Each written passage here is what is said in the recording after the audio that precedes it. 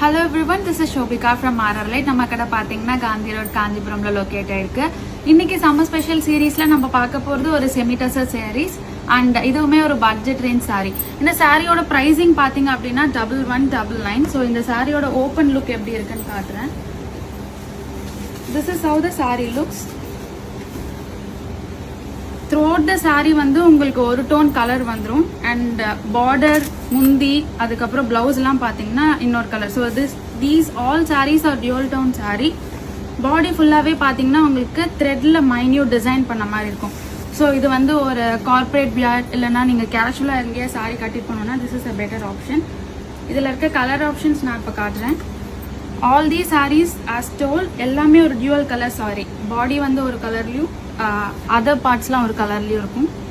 இதோட பிரைசிங் பாத்தீங்கன்னா 1199.